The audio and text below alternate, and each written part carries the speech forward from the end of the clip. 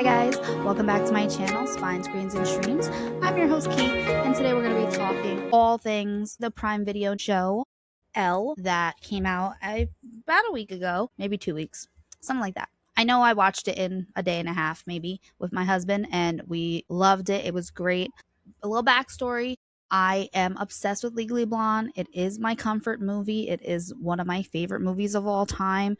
I will watch it literally like if I'm sad or happy or any kind of mood I'm in. If I'm bored and I have nothing on TV to watch, I will just put on Legally Blonde. I know it basically word for word. I'm obsessed with Elle Wood. She is my spirit animal. So when I heard that they were coming out with the show, I was very excited. I was hoping it was going to be with Reese Witherspoon, but they announced that it was going to be a prequel, and that made me a little nervous. But you know what? The prequel was great. I did love it. We're going to get into spoilers, so if you don't want to be spoiled on the show, not going to say I'm going to reveal the whole plot, but I will be saying some things that take place in the show, so this is your opportunity to click off. So give you about 3 seconds, and then we're going to roll the tape. All right, so Elle is basically about Elle Woods as a 16-year-old girl. She's living in Bel Air, having the best time of her life. It is her sweet 16 birthday party with all her rich friends and everybody. And her mom tells her that the dad gave somebody a really bad nose job, that it deflated basically. So he has to lay low for a little bit, and they're going to end up moving to Seattle because that's the only place that he was able to find a job, which odd, but okay. So that's where they end up going, and Elle is obviously devastated. She doesn't want to leave her friends. She has like her whole first kiss planned out with some guy that they call Hot Josh. Josh is not hot. I don't know why they kept calling him that. That was my thing I kept saying because it kept recurring throughout the show.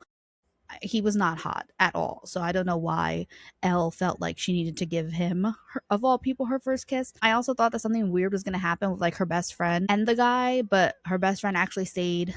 I mean, her best friend had like one issue, but for the most part, she stayed a dedicated best friend. So they moved to Seattle, and Seattle is dark and gloomy, and everyone wears plaid and dark, and they're alternative, and they love punk rock, and they do alternative things like go to this place called Carpet Mart for like underground bands and things, and that's like where their main place to hang out is. And nobody really likes Elle because she comes in and she's bubbly and pink and blonde, and it's like they've never seen a bubbly pink blonde person before. And then I felt really bad because Chandler Kinney is in it, and she is kind of a bully, and I love Chandler Kinney, so it was really hard for me to deal with her being an unlikable person. And she is constantly on Elle.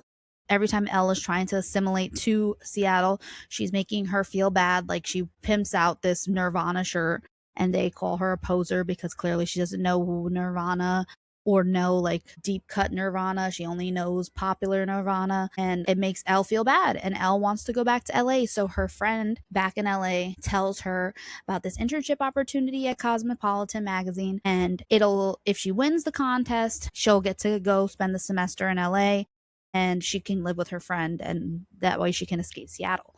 She also has like a locker mate, Dustin, who I love Dustin so much. I did not like him at first. He was kind of mean to her.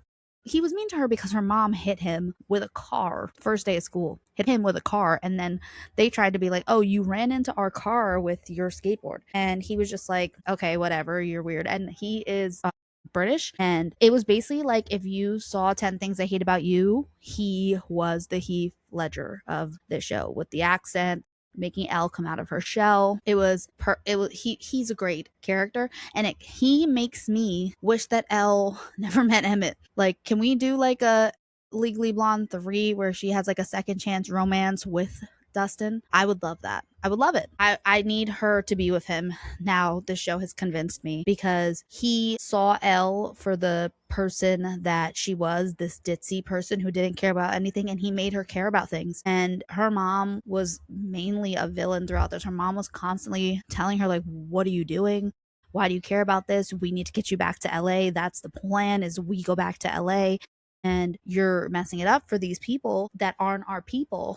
And Ella's like, but I want them to be my people. I want them to like me. I want to be like, I want to care about things. And her mom was like, no, we're not doing that. Like, so Elle becomes friends with the desk lady. Forget what her role is in the office, but she's basically like the lady in the office who gives you attendance and gives you notes and takes all the permission slips. And she's a really nice lady who gives kids money when they need it and signs permission slips when their parents forget. And she's just an all around great lady. And she ends up getting fired because Elle is trying to help Dustin with an auction he's doing to raise money for people like her in the school. And she tells out loud to the entire campus what the lady has been doing, and she ends up getting her fired for doing these things. And everyone hates her Elle again after that, because they are like, you took the one thing that we love here, and now we really don't like you. And her friend Liz in the class, we find out, is Donna's daughter. And the reason why she wants Elle not to fight for her is because they live in a different school district, and the principal knows about it, and he's letting Liz go to school there and not reporting her, so she just doesn't want to step on his toes. But Dustin and Elle think that the principal is corrupt because he's doing weird things, and his wife is a redhead, for instance, and he gets an orange jacket dropped off to him, and she's like, redheads can't wear orange, like, obviously, because it'll clash with their color. And she was like, there obviously something fishy about him. And I won't ruin too much of the show, but like, they have like this cute little breakfast club scene where they all are on a mission to expose this principal because they know that he's stealing from the school, and they know that he's stealing funds. And it becomes it's my favorite episode, honestly, because it brings all the characters together, including Chandler Kinney's character. So Chandler Kinney really doesn't like Elle because Elle has a crush on this girl's boyfriend, who is Chandler Kinney's character's best friend, but who Elle wants to be best friends with because she gets Elle. Like, she is a Cosmo girl, and she is so nice to Elle, but Elle didn't know that she was dating the guy, which I hate the guy for that, because he knew he had a girlfriend and he still openly flirted with Elle. And it's just weird to me how that's Elle's fault that he flirted with her, and then they end up breaking up, the girlfriend and him, and then he kisses Elle, and then again that becomes Elle's fault. He kissed Elle, took her first kiss, and like, she did have a crush on him or whatever, but he kissed her. And once it comes out in the blue that like everybody finds out that they kissed, it's everyone hates Elle again. And it's like, because the night that they kissed, the girl's mom got into a car accident and died, which was super dark and went left, like completely left.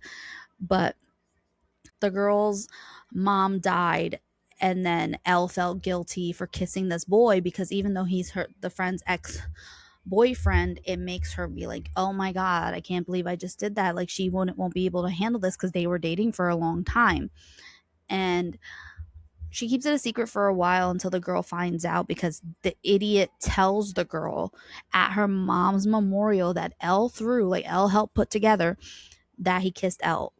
For what reason, I don't know. Like, of all times to tell a girl that you kiss someone else, it's definitely not at her mom's fucking funeral, you sicko. And then Elle is also having complicated feelings, because she's starting to like Dustin, and she like tries to fake date Dustin, so that Kimberly will get off her trail, because Kimberly knew that she had a crush on him. She had a crush on the other guy, sorry, not Dustin yet. And she starts fake dating Dustin, and Dustin's super nice about it, and he calls her LA because she's Elle, and it was super cute, and he's just a sweetie pie. And then they go to the memorial, and her friend comes from LA, and Elle is so fixated on making this memorial perfect, because again, her guilt. She's guilty. She doesn't want this girl to think she's a bad person, because she really wants her to be her friend. And her best friend from LA is getting jealous, because it's like she doesn't even exist to her. It's like she doesn't even want to go back to LA.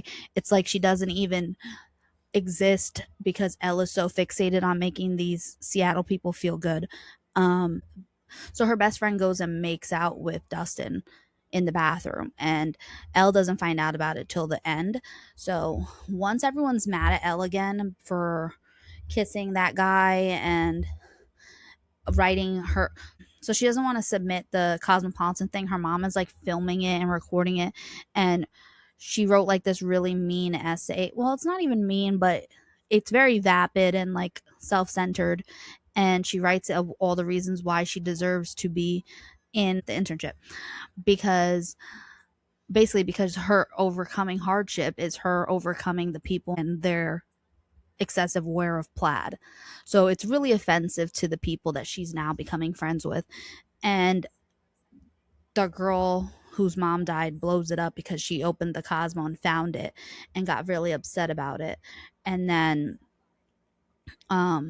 everyone started to hate Elle again because her horrible article.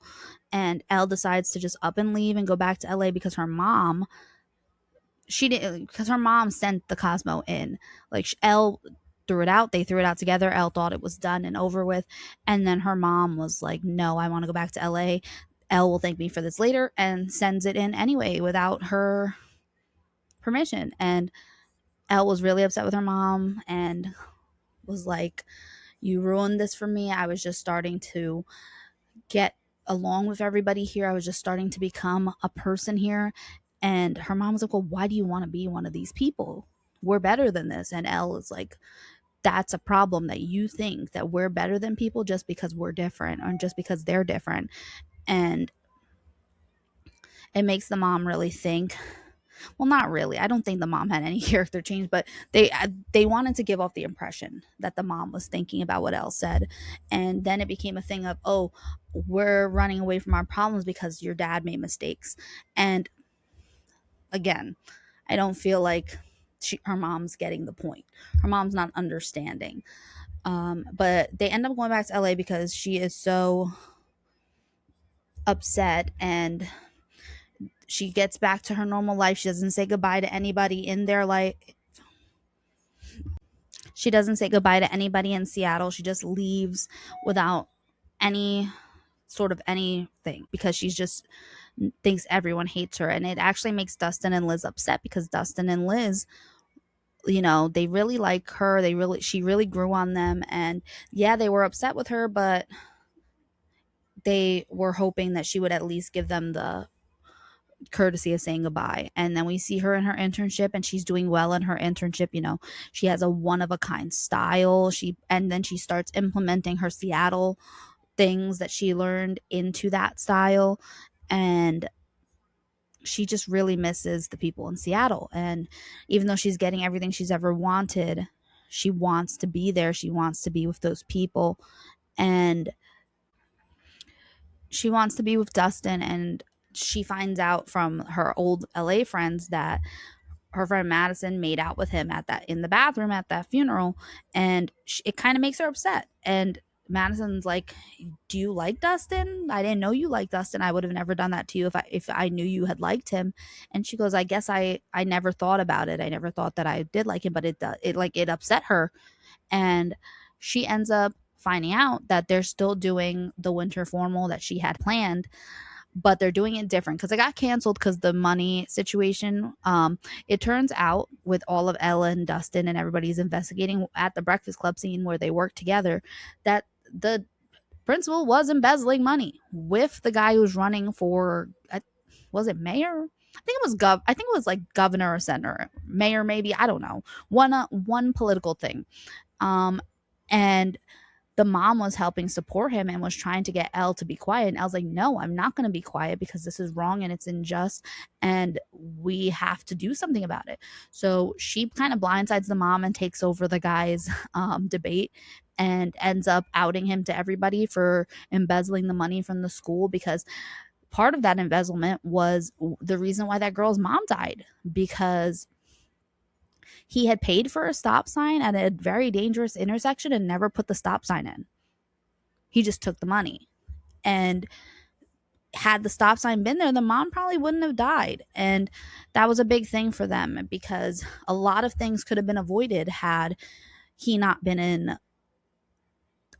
not in office, I would say. Well, something like that. Like if he was not the principal, if the guy was not running for mayor, they could have saved that mom's life. And Elle ends up getting him arrested and fired, and the one of the teachers is taking over as interim principal, so they, because they don't have any money, obviously, because they have to go back and find it, they can't have the prom, so the kids end up putting themselves together and throwing it at the carpet mart.